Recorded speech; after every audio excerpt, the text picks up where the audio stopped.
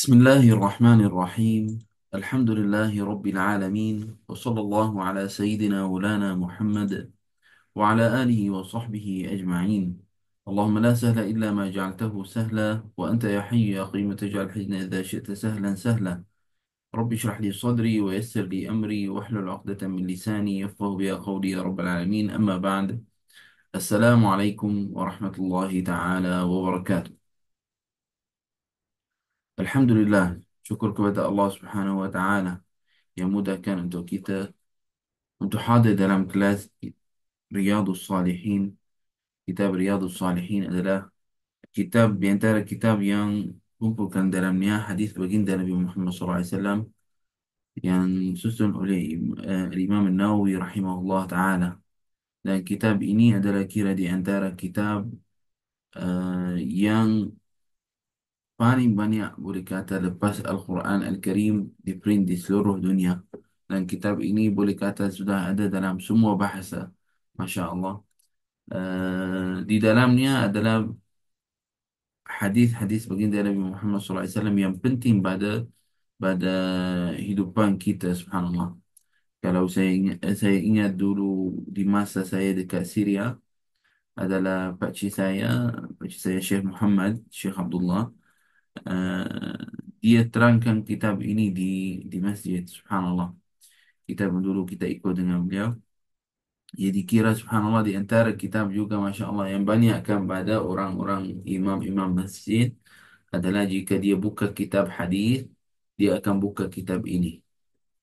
So, kan juga di antara kelebihan dalam kitab ini adalah semua hadis-hadis di dalamnya adalah di antara hadis yang sahih. Subhanallah. Alhamdulillah Rabbil Alamin. Allahumma salli ala Sayyidina Muhammad wa ala Sayyidina Muhammad. Alhamdulillah kita sudah sampai pada hadis 19 kalau tak silap. Naam,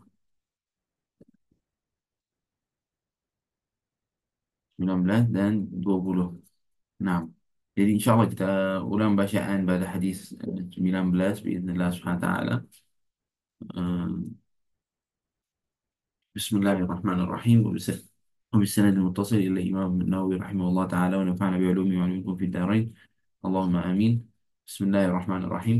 وعن زر بن حبيش رضي الله عنه قال وعن زر بن حبيش قال أتيت صفوان بن عسال رضي الله عنه أسأله عن المسح على الخفين، فقال ما جاء بك يا زر؟ فقلت ابتغاء العلم. فقال إن الملائكة تضع أجنحتها لطالب العلم رضيا بما يطلب. فقلت إنه قد حك في صدري المسح على الخفين بعد الغائط والبول، وكنت امرأ من أصحاب النبي صلى الله عليه وآله وسلم، فجئت أسألك هل سمعته يذكر في ذلك شيئا؟ قال نعم، كان يأمرنا إذا كنا سفرا أو مسافرين ألا ننزع خفافنا 3 أيام ولياليهن إلا من جنابة، لكن من غائط وبول ونوم. فقلت هل سمعته يذكر في الهوى شيئا؟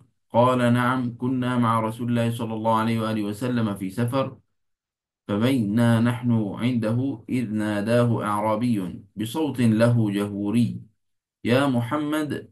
فأجابه رسول الله صلى الله عليه وسلم نحوا من صوته: ها فقلت له: ويحك اغضض من صوتك، فإنك عند النبي صلى الله عليه وآله وسلم وقد نهيت عن هذا. فقال: والله لا والله لا أغضض. قال الأعرابي: المرء يحب القوم ولما يلحق بهم. قال النبي صلى الله عليه وآله وسلم: المرء مع من أحب يوم القيامة. فما زال يحدثنا حتى ذكر بابا من المغرب مسيرة عرضه أو يسير الراكب في عرضه 40 أو 70 عاما. نعم. قال سفيان أحد الرواة: قبل الشام. خلقه الله تعالى يوم خلق السماوات والأرض مفتوحا للتوبة لا يغلق حتى تطلع الشمس منه. رواه الترمذي وغيره، وقال حديث حسن صحيح. Alhamdulillah, saya baca dulu lagi satu hadis lagi, insyaallah. وعن أبي سعد بن مالك بن سنان الخدري رضي الله عنه أن نبي الله صلى الله عليه وآله وسلم قال: كان في من كان قبلكم رجل قتل 99 نفسا، فسأل عن أعلم أهل الأرض، فدل على راهب، فأتاه فقال: إنه قتل 99 نفسا، فهل له من توبة؟ فقال: لا. فقتله فكمل به 100، ثم سأل عن أعلم أهل الأرض، فدل على رجل عالم، فقال: إنه قتل 100 نفس، فهل له من توبة؟ فقال: نعم. ومن يحول بينه وبين التوبة؟ انطلق إلى أرض كذا وكذا، فإن بها أناسا يعبدون الله تعالى، فاعبد الله معهم، ولا ترجع إلى أرضك فإنها أرض سوء. فانطلق حتى نصف الطريق أتاه الموت، فاختصمت فيه ملائكة الرحمة وملائكة العذاب، فقال ملائكة الرحمة: جاء تائبا مقبلا بقلبه إلى الله تعالى. وقالت ملائكة العذاب: إنه لم يعمل خيرا قط. فأتاهم ملك في في صورة آدمي، فجعلوه بينهم، أي حكما، فقال: قيسوا ما بين الأرضين، فإلى أيهما كان أدنى فهو له. فقاسموا فوجدوه أدنى إلى الأرض التي أراد، فقبضته ملائكة الرحمة. متفق عليه. وفي رواية في الصحيح: فكان إلى القرية الصالحة أقرب بشبر، فجعل من أهلها. وفي رواية في الصحيح: فأوحى الله تعالى إلى هذه أن تباعدي، وإلى هذه أن تقربي. نعم. وقال: قيسوا ما بينهما، فوجدوه إلى هذه فوجدوه إلى هذه أقرب بشبر، فغفر له. وفي رواية: فنأى بصدره نحوها. نعم. ما شاء الله. Siapa akan tolong insyaAllah bacaan terjemahan? Ada hari ini ke? Baik. Kalau tidak ada masalah pun. Allahumma salli ala Sayyidina Muhammad wa ala ali Muhammad. Saya baca, Ustaz. Okey, boleh insyaAllah. Silakan. Assalamualaikum. Waalaikumsalam warahmatullahi. Bismillahirrahmanirrahim. Dari Abu dari Abu Abdurrahman Abdullah ibnu Umar ibnu Al-Khattab radhiyallahu anhu, dari Nabi sallallahu alaihi wasallam, beliau Hadis berapa bersabda. macam ni? 19, Ustaz. 19. Okey. Nah, silakan. Betul? 19. Ya, Nah, hadis dari Zaid 19. bin Hubaysh. Dari Abu Abdurrahman Abdullah. Mhm. Terjemahan pakai buku yang sama saja. Yang dihantar dalam grup tu. Nombor 19, hadis nombor 19. Ya, 19. Okey, silakan. Okey. Nabi SAW bersabda, sesungguhnya Allah menerima taubat seorang hamba selama rohnya belum sampai pada kerongkongannya. Hadis riwayat At-Tirmizi, ia berkata hadis Hasan. Ini hadis 18. Okey, tak apa, teruskan. Ya. Oh, okey. Hadis 20. Dari Zir ibnu Hubayshiyah berkata, saya mendatangi Syafwan ibnu Asal radhiyallahu anhu menanyakan tentang mengusap di atas dua khuf sepatu. Dia bertanya, apa yang membuatmu datang kemari, wahai Zir? Saya katakan, mencari ilmu. Dia berkata, Sesungguhnya para malaikat meletakkan sayap-sayapnya bagi pencari ilmu kerana reda dengan apa yang ia cari. Saya berkata, sesungguhnya telah ada keraguan dalam dada saya tentang mengusap di atas dua sepatu setelah buang air besar dan kecil. Sedangkan anda adalah seorang dari sahabat Nabi sallallahu alaihi wasallam. Maka saya mendatangi anda untuk menanyakan kepada anda, apakah anda pernah mendengar beliau menyebut sesuatu tentang hal itu? Dia menjawab, ya, beliau memerintahkan kami apabila kami sedang musafir agar tidak mencabut sepatu-sepatu kami selama 3 hari, 3 malam, kecuali jinabat, hadas besar. Akan tetapi kerana buang air besar dan kecil dari tidur, iaitu hadas kecil. Maka saya bertanya, apakah anda pernah mendengar beliau menyebutkan sesuatu tentang hawa nafsu? Dia menjawab, ya, kami pernah dalam suatu perjalanan bersama Nabi sallallahu alaihi wasallam. Ketika kami sedang berada di samping beliau, tiba-tiba beliau dipanggil oleh seorang Arab Badui dengan suaranya yang sangat keras dan tinggi. Hai Muhammad.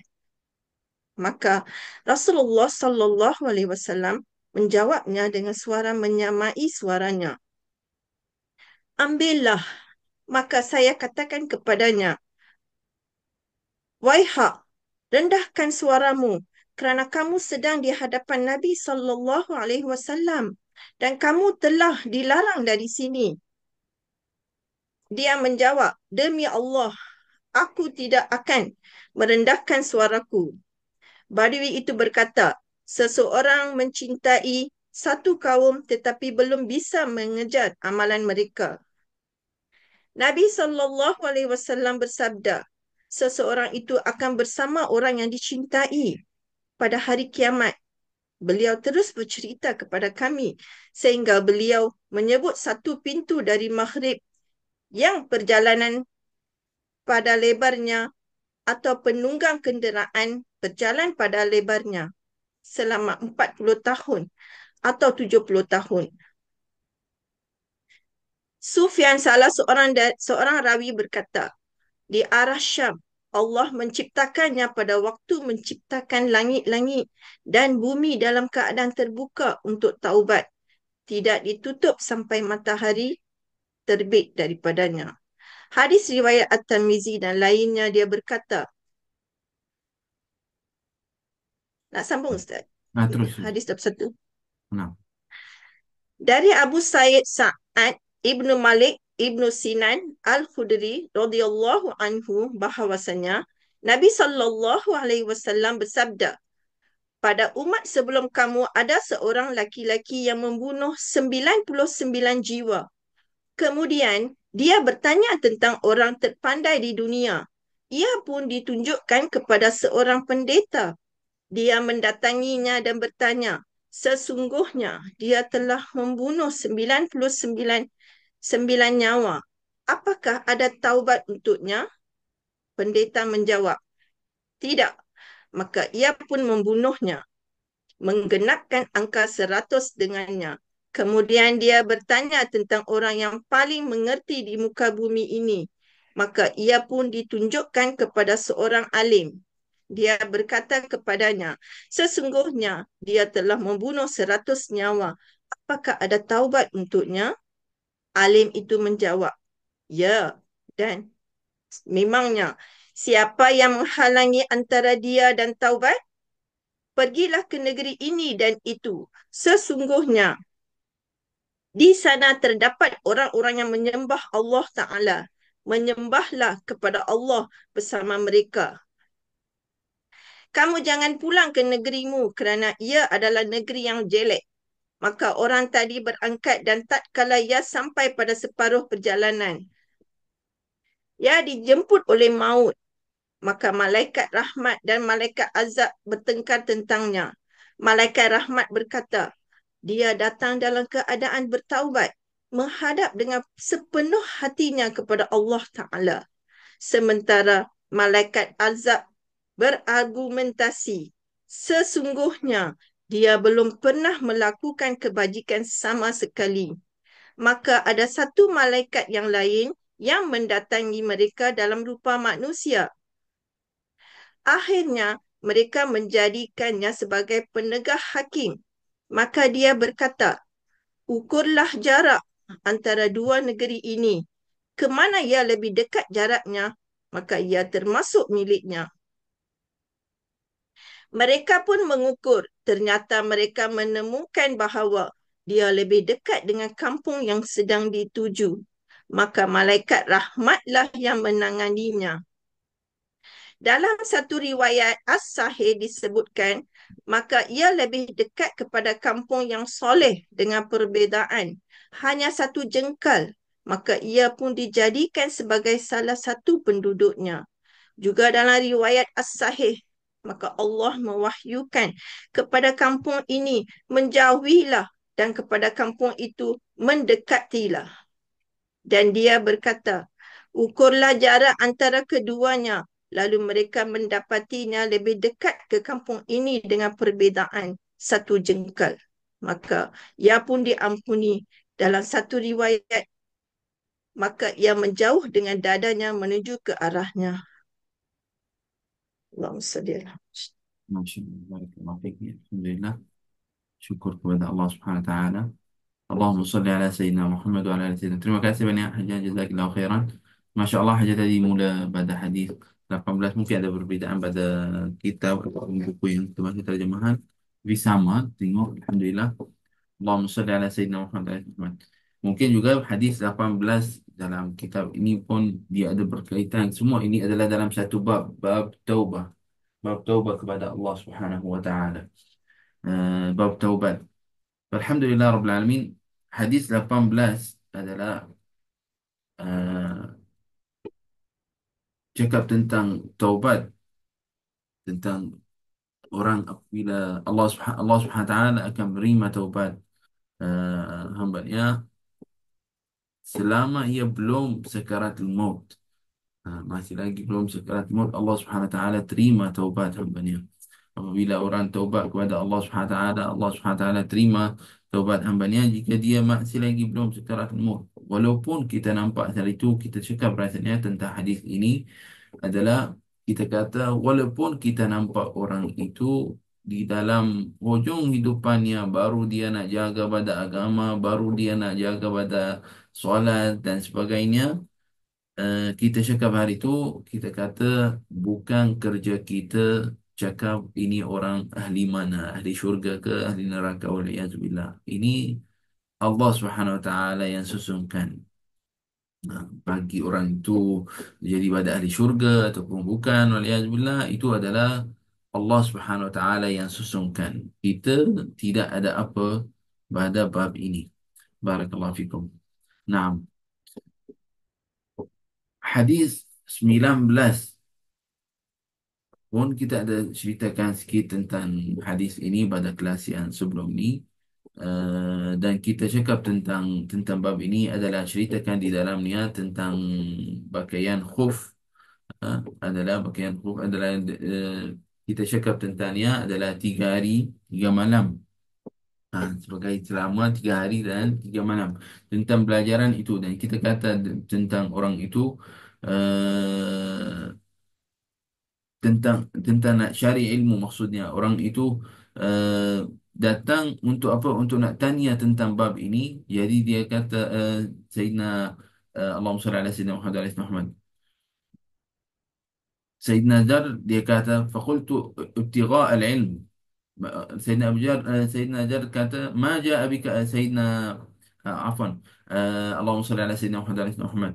وعن زر بن حبيش قال أتيت صفوان بن عسال رضي الله عنه. صفوان بن عسال تانية بعد بعد سيدنا جر أدكاه كمتاتان أنتو شارع علمه إني فقال إن الله إن الملائكة تضع أجنحتها لطالب العلم. من ملائكات pun akan malaikat akan ajnihataha li talib ilmu adalah maksudnya kemuliaan pada talib ilmu adalah pun adalah sampai adalah bahagian besar kepada pelajar-pelajar ilmu. Subhanallah. Dan juga adalah tentang bab ini juga dalam hadis yang sama adalah tentang kisah seorang Arabi, seorang Badui ataupun seorang Arabi itu yang datang pada Nabi Muhammad SAW, dan dia dalam bunyi suara yang jahuri, suara yang kuat, dia panggil ya Muhammad, wahai Muhammad. Kemudian Rasulullah SAW jawab padanya nahwa min sautihi, seperti mana suaranya. Naam. Kemudian adalah orang itu tanya tentang al-mar'u ma yuhibbul qawma wa lamma yalhaq bihim. Orang sayang pada satu kaum tapi tak ada dengannya. Bagaimana tentang bab ini? Baginda Nabi Muhammad SAW bersabda, al-mar'u ma'a man ahabba yawmal qiyamah.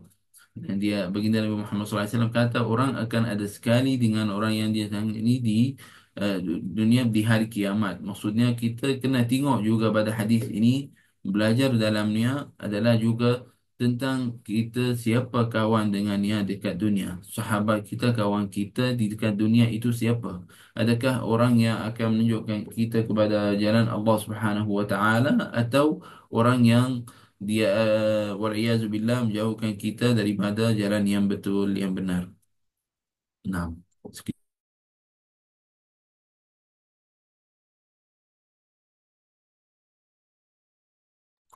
nah, Allahumma salli ala Sayyidina Muhammad wa ala Sayyidina Muhammad. Dan kita cakap dalam kelas sebelum ni juga tentang bab ini, al-mar'u ma'aman ahab, yaumal qiyamah. Dia kata yaumal qiyamah, di hari kiamat. Di hari itu adalah semua orang tak kenalkan orang yang lain. Sampai adalah dalam hadis baginda Nabi Muhammad SAW, Aisyah tanya kalau tak silap tentang bab ini, orang-orang yuhsyarun nas hufatan uratan. Maksudnya di masa itu semua orang adalah dikumpulkan di masa itu dalam keadaan tidak ada apa-apa pada atas badannya, menutupkan auratnya dan sebagainya. Jadi ada Aisyah tanya pada baginda Nabi Muhammad SAW, bagaimana tentang hal itu? Mungkin ada orang sibuk tengok orang lain dan sebagainya. Nabi SAW kata, fima mana, maksud orang di masa itu tak akan tengok benda itu. Sebab apa? Disebabkan dia takut pada hari itu. Tak ada sampai fikir nak fikir benda-benda yang bukan-bukan. Subhanallah. Dan juga di masa itu adalah orang tak kenal. Macam dia tak kenal pada keluarganya, ayahnya, maknya, keluarganya, anaknya, semua tu. Dalam keadaan semua takut kepada Allah Subhanahu Wa Taala. Bagaimana itu kalau adalah orang akan ada dengan orang yang ingatkannya pada Allah Subhanahu Wa Taala, dengan orang yang baik dan sebagainya di masa itu. Dan kita sudah bagi contoh pada hari itu, kalau tak silap kita kata bagaimana anak jika dia apa hilang ataupun terlepas tangan ibunya ataupun ayahnya dekat pasar, kemudian dia hilang tak tahu nak buat apa, dia sedih menangis kan. Tetapi bagaimana kalau dia pegang tangan ayahnya ataupun ibunya, dia tak adalah macam takut, tak ada risau kan. Seperti itu keadaan kita nanti di hari kiamat. Akan tengok kita ada dengan golongan siapa. Semua orang akan takut di masa itu, bukan tidak ada orang yang tak takut pada masa itu, tetapi adalah ada perbezaan dan ada darajat dalam bab ini. Subhanallah. Semoga Allah Subhanahu Wa Taala selamatkan kita semua insya-Allah. Dan juga adalah pintu taubat tidak tertutup seperti mana dalam hadis ini, لا يغلق حتى تطلع الشمس من الشمس منه. Nah, adalah pintu taubat ini terbuka kepada semua. Subhanallah. Dalam hadis ini, yasirul rakibu fi ardihi 40 atau 70 aman. Di antara dalam hadis ini adalah kata pintu adalah luasnya adalah selama perjalanan 40 ataupun 70 tahun. Ha, itu adalah luasnya, subhanallah. Jadi pintu taubat terbuka kepada semua. Dalam hadis yang seterusnya, subhanallah, tengok hadis-hadis ini semua adalah bergantung pada bab taubat. Menunjuk pada kita bagaimana jika orang itu taubat kepada Allah Subhanahu wa taala. Bagaimana halnya? Jangan orang putus asa. Kalau dia kata saya ni sudah banyak dosa, saya ni adalah banyak buat hal, bagaimana Allah Subhanahu Wa Taala nak ampunkan untuk saya? Saya rasa tak akan lebih daripada waliyahzubillah daripada siapa, daripada seorang ini yang dia bunuh 99 orang, campur tambah lagi satu jadi 100. Ni dia sudah bunuh 100, dia dah bunuh orang 100 orang dia bunuh. Dalam hadis yang seterusnya, hadis nombor 20, وعن أبي سعيد سعد بن مالك بن سنان الخدري رضي الله عنه أن نبي الله صلى الله عليه وسلم قال: إن النبي محمد صلى الله عليه وسلم bersabda: كان في من كان قبلكم رجل قتل 99 نفسا فسأل عن أعلم أهل الأرض.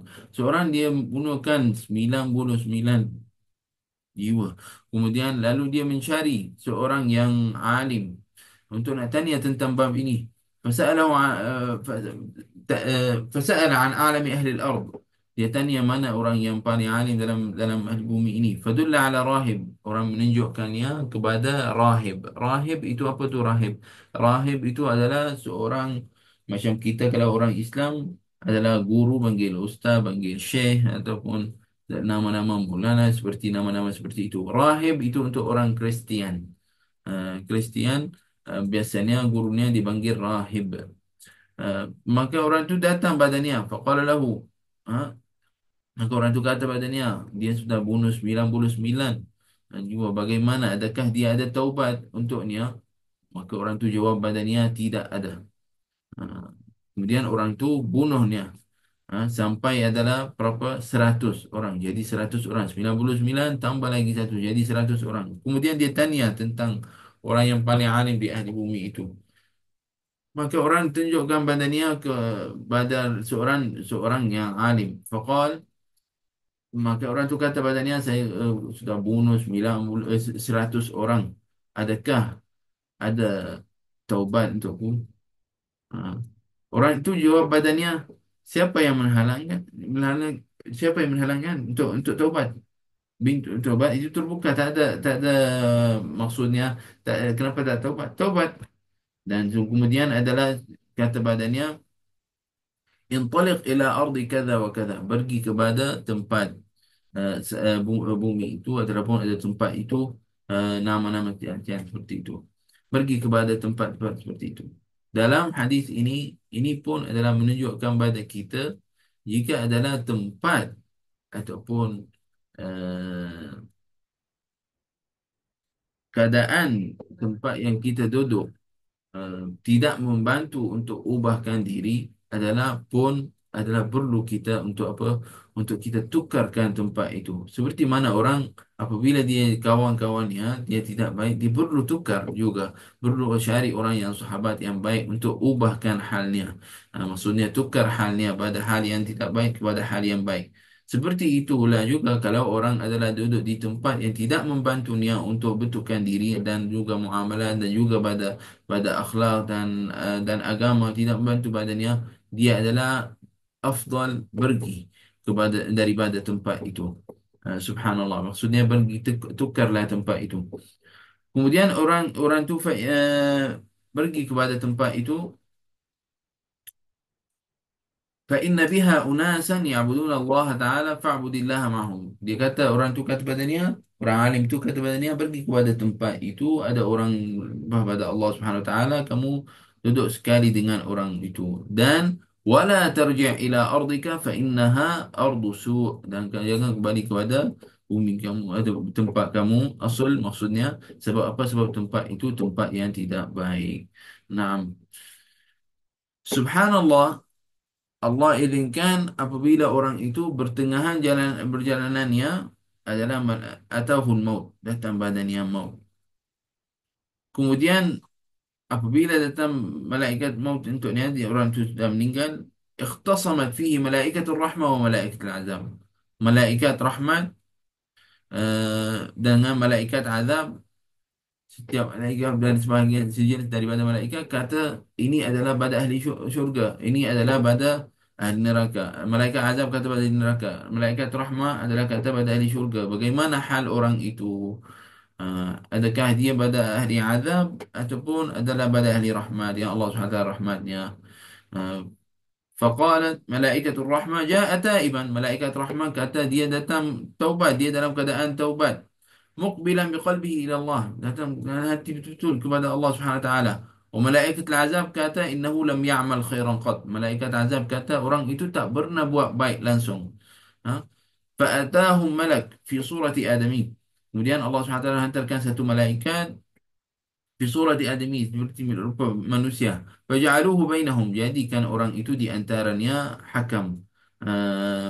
Faqala qisu ma bainal ardain. Atau maka malaikat itu kata, orang itu kata badannya, kiralah di antara dua bumi ini. Ayyatu ma kana adna fahuwa lah. Mana yang lagi dekat, maka itu adalah pada ahlinya. Subhanallah. فقاسوا فوجدوه أدنى إلى الأرض التي أراد. فقبضته ملائكة الرحمة. Dengan kira tengok dia dekat pada apa, pada tempat yang orang tempat yang ibadah kepada Allah Subhanahu Wa Taala, tempat yang kepada Allah Subhanahu Wa Taala, maksudnya kepada tempat yang baik. Maka malaikat rahmat ambilnya. Dan juga dalam riwayat yang lain, fakana ila al-qaryati as-salihati aqrab. Dia adalah pada kampung ataupun satu tempat yang baik itu adalah lebih dekat bi shibrin. Shibrin itu adalah shibir. Dari sini adalah shibr. Faju'ila min ahliha. Maka dia jadi daripada ahlinya. Dan juga dalam riwayat yang lain, فأوحى الله تعالى إلى هذه أن تباعدي وإلى هذه أن تقربي.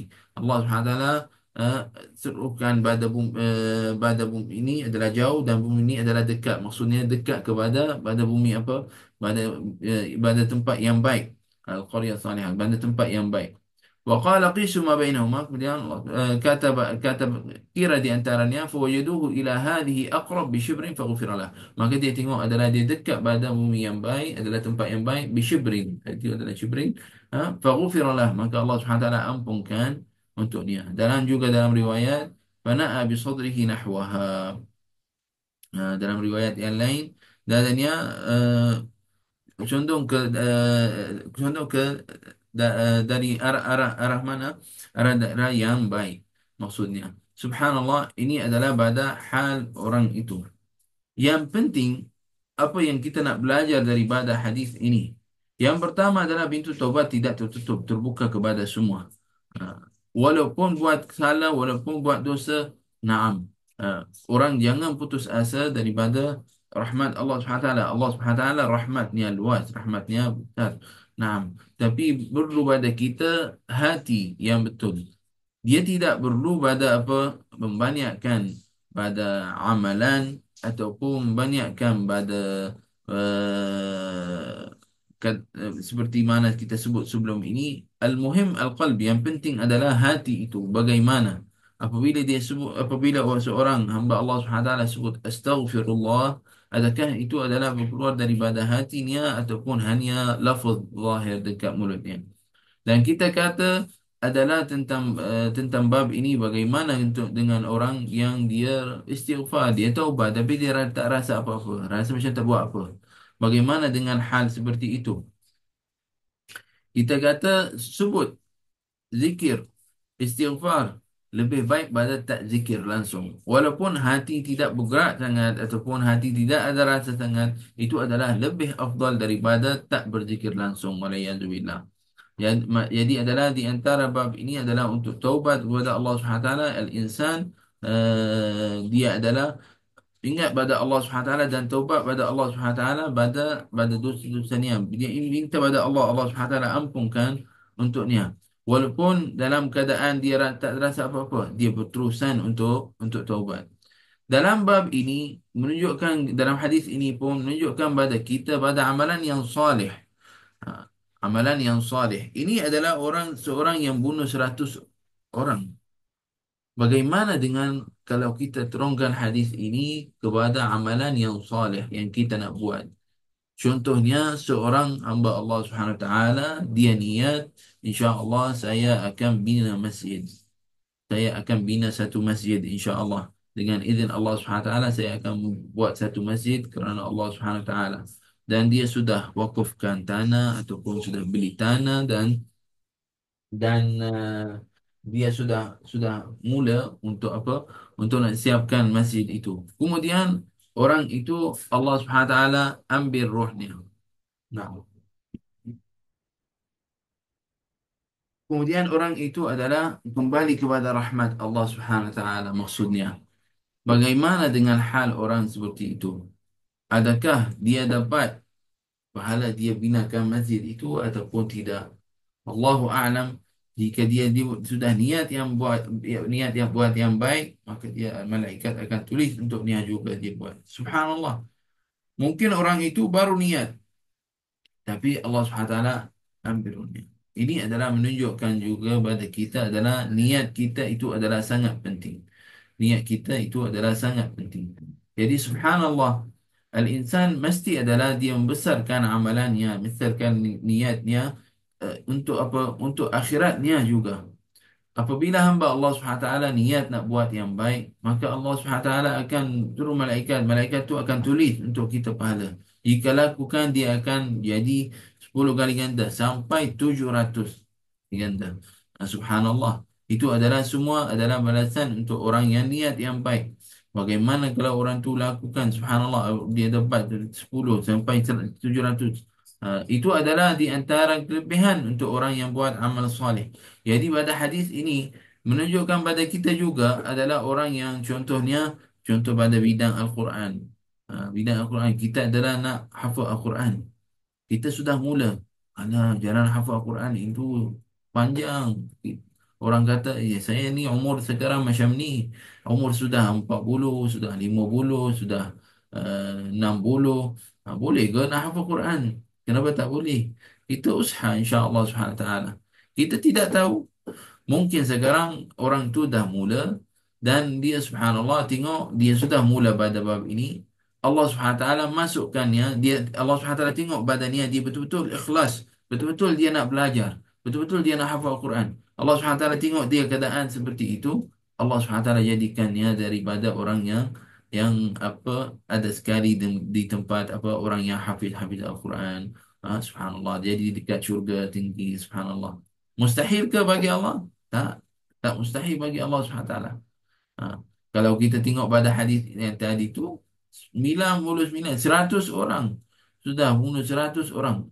Allah SWT sampai dalam hadis apa dalam satu riwayat فأوحى apa dalam riwayat فأوحى الله تعالى إلى هذه أن تبعدي. Jadi Allah Subhanahu taala apa kata pada bumi ini adalah berat kepada sikit dan ini adalah sikit dan kemudian kira di antaranya kemudian jadi dia di antara dekat kepada apa dekat kepada tempat yang baik subhanallah daerah yang baik subhanallah. Jadi tak mustahil Allah SWT pun bagi pada kita adalah jadi dia daripada golongan ataupun dengan orang yang ahli tempatnya tinggi dekat syurga. Tak mustahil pada bab ini. Semua itu adalah bergantung pada niat kita. Bukan adalah hanya niat je tak jadi apa. Tak, niat dengan azam kita nak buat. Itu adalah kita perlu untuk usaha juga. Subhanallah, pada kelas kita pada hari ini, hadis itu mengajar pada kita untuk apa? Untuk niat yang baik. Niat yang baik, usaha untuk amalkan yang baik dan hal yang lain itu adalah dengan Allah Subhanahu wa taala. Allah Subhanahu Wa Taala yang menerima tidak adalah berkaitan dengan manusia untuk kata ini pada ini adalah dalam jalan baik, ini adalah bukan dalam jalan baik. Itu adalah maksudnya serah pada Allah Subhanahu Wa Taala. Allah Subhanahu Wa Taala yang tahu. Kadang-kadang ada orang dia buat satu amalan, orang pandang-pandangnya dia buat tak baik. Tapi Allahu a'lam dengan niatnya apa. Allahu a'lam dengan niatnya apa. Jadi kita pada bab ini adalah kita kena usaha buat yang baik dan usaha untuk niat kita membesarkan niat kita. Usaha untuk setiap orang untuk niat yang baik untuk jadi di antara orang insya-Allah pada ahli syurga biiznillah subhanahu wa taala. Wala taqnatu min rahmatillah. Jangan putus asa daripada rahmat Allah Subhanahu wa taala. Allahumma salli ala sayyidina Muhammad wa ala alihi wa sahbihi wa barik wa sallim. Naam. Uh, Seperti mana kita sebut di awal bab ini adalah ulama kata tentang bab taubat. At-taubah wajibah min kulli dhanb. Taubat itu wajib pada segala dosa. فإن كانت المعصية بين العبد وبين الله تعالى لا تتعلق بحق آدمي فلها ثلاثة شروط. Syarat untuk taubat Jika itu kesalahan itu di antara hamba Allah Subhanahu Wa Taala dan Allah Subhanahu Wa Taala, ada tiga syarat untuk Allah Subhanahu Wa Taala menerimakan taubatnya.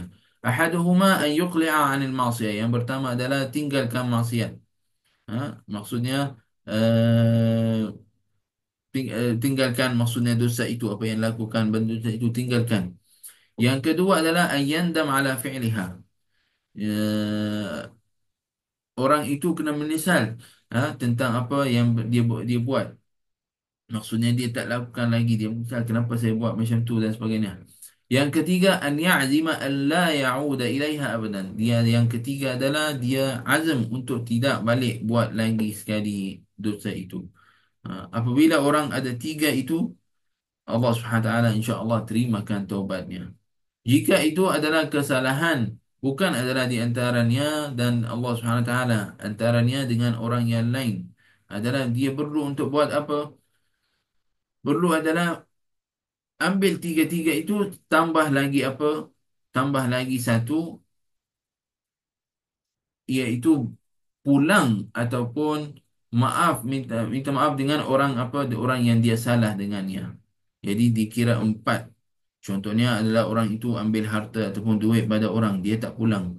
Dia kena pulang lah. Dia sekarang ambil duit orang itu kira salah kan? Jadi dia kena tak buat lagi seperti itu. Ni nombor satu. Yang kedua adalah dia menyesal kenapa dia buat macam tu. Itu benda ni Allah Subhanahu Wa Taala tak rida. Yang ketiga adalah dia azam untuk tak buat lagi seperti itu. Yang keempat, tambah lagi satu, dia pulang apa hak pada orang itu. Nah, subhanallah. Ini adalah empat syarat untuk apa? Untuk taubat. Taubat kepada Allah Subhanahu Wa Taala. Alhamdulillah, semoga Allah Subhanahu Wa Taala terimakan taubat kita semua, dan semoga Allah Subhanahu Wa Taala jadikan kita pada orang yang bertaubat, yang sentiasa ingat pada Allah Subhanahu Wa Taala. Barakallahu fikum wa jazakumullah ala kulli khair. Mohon maaf untuk hari ini kita berhenti dekat sini biiznillah Subhanahu Wa Taala. Nanti kita akan sambung pada hadis 21. Saya mohon maaf dan minta doa pada semua insya-Allah. Semoga Allah SWT beri syifa, kesembuhan biiznillah SWT, dan Allah SWT izinkan untuk insya-Allah kita mudahkan urusan kita untuk jalankan teruskan pada kelas Riyadhus Salihin ini biiznillah SWT. Nanti insya-Allah kita akan sambung pada kelas yang akan datang. Ada juga hadis yang panjang sikit tapi membawa kisah juga. Insya-Allah kita cuba buat ringkasan pada kisah itu biiznillah SWT. اللهم صل على سيدنا محمد وعلى آله وصحبه وبارك وسلم. هذا والله تعالى أعلم بالصواب. جزاكم الله خيرا. سبحانك اللهم وبحمدك أشهد أن لا إله إلا أنت نستغفرك ونتوب إليك. وصلى الله على سيدنا مولانا محمد وعلى آله وصحبه أجمعين. بسم الله الرحمن الرحيم. والعصر إن الإنسان لفي خسر إلا الذين آمنوا وعملوا الصالحات وتواصوا بالحق وتواصوا بالصبر. بارك الله فيكم وجزاكم الله على كل خير. والسلام عليكم ورحمة الله تعالى وبركاته. Waalaikumsalam warahmatullahi